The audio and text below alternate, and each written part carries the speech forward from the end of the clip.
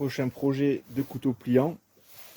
Je n'ai pas filmé la découpe des platines. Ça, c'est une platine. Donc il va y avoir le manche qui va venir dessus. Ici, on a le ressort qui a été trempé déjà et pré-tendu. Et ensuite, j'ai pré-découpé la lame qui vient embuter sur le ressort à cet endroit. Et ici, la lame vient aussi embuter, ce qui empêchera le tranchant de venir taper sur le ressort et d'émousser le tranchant. Donc là, on voit qu'il y a un peu de ressort. Voilà, donc il me reste à percer les plaquettes, les tracer, les découper, coller les plaquettes sur les platines, faire les émoutures, c'est-à-dire le biseau de la lame, tremper la lame, faire le revenu pour qu'elle soit plus tendre, finir la lame, la polir et assembler le couteau. Voilà, ça fait pas mal de boulot. J'ai choisi des plaquettes en palmier. C'est un joli bois avec pas mal de fibres. Donc la méthode, c'est la même que la précédente sur la vidéo du couteau fixe. Je scotche la platine sur la plaquette en vue du perçage. Alors je précise que les deux platines, celle qui est déjà montée sur le gabarit et celle-ci, je les ai percées ensemble pour que les trous soient bien en face. Ensuite j'ai fait le découpage et l'ajustage au backstand, à la ponceuse.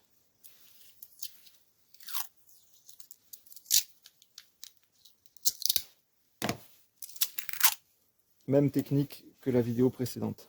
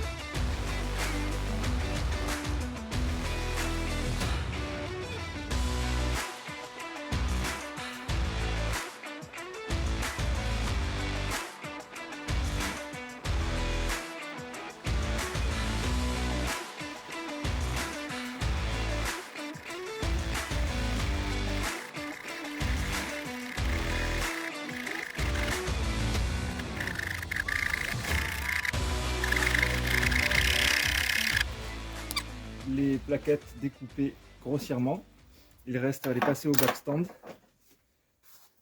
pour la forme définitive.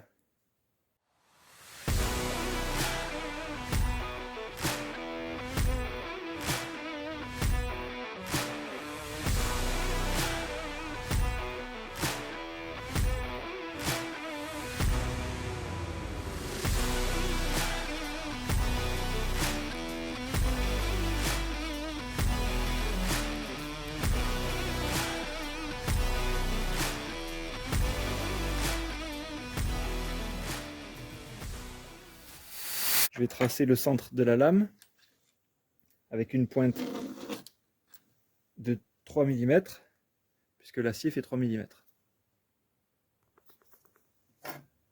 Traçage des émoutures.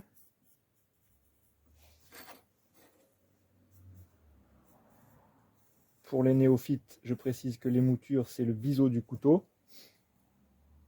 Et ensuite, il y aura au bout le tranchant. Donc l'émouture, c'est ce qui est la partie affinée de la lame.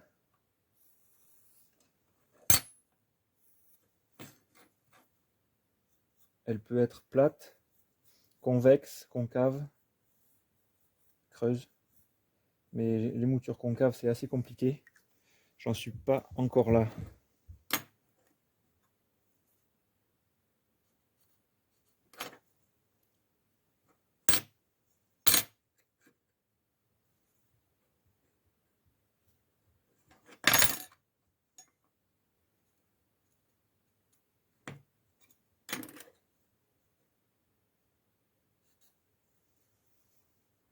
La lame est fixée sur le guide, prête à être poncée au backstand. Mais je ferai ça demain parce que là, il commence à être tard. On est dimanche et ça risque de ne pas plaire aux voisins.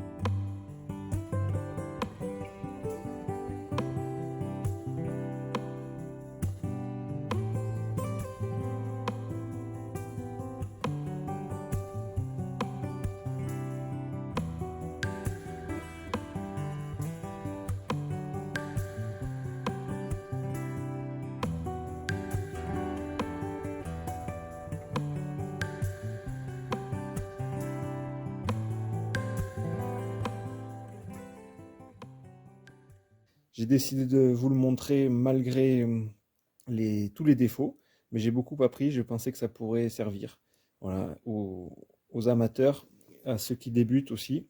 Je suis grand débutant moi-même. Je l'ai appelé le constipé parce que c'est beaucoup d'efforts pour sortir une bouse. Ça, c'était pour le trait d'humour. Malgré ça, je suis content de certains points et j'ai beaucoup appris. Donc déjà, je vous présente le couteau. Il fait à peu près 18 cm. La lame fait 8 cm. C'est de l'acier inox 14 C28 et c'est un cran plat. Voilà. Ensuite, les points sur lesquels je suis satisfait. Le guillochage me plaît bien.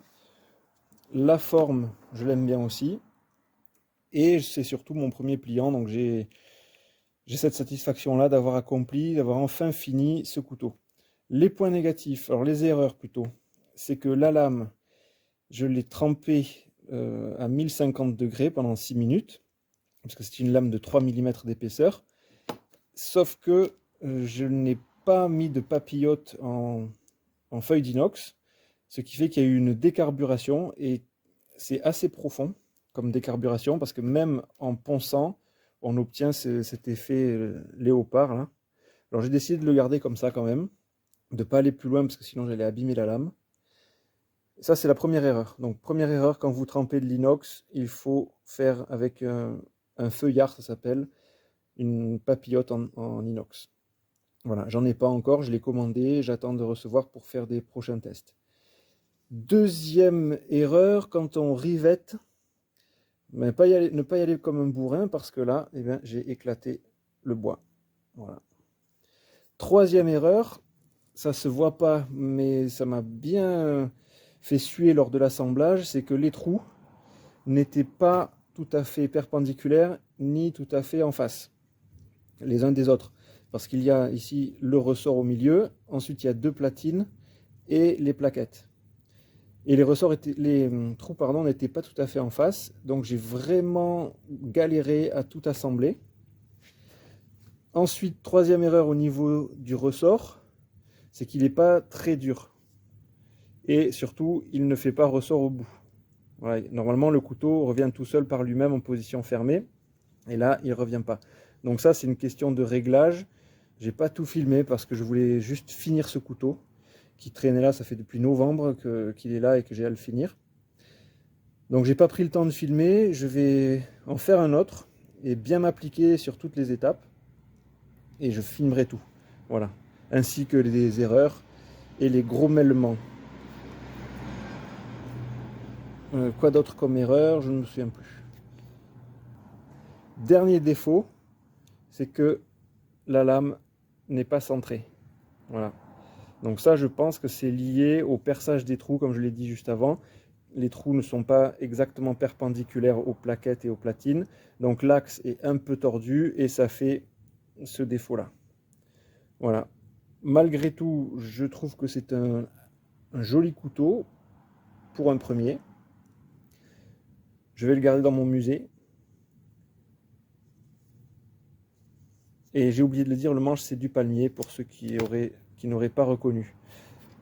Ensuite, on va passer à un test de coupe.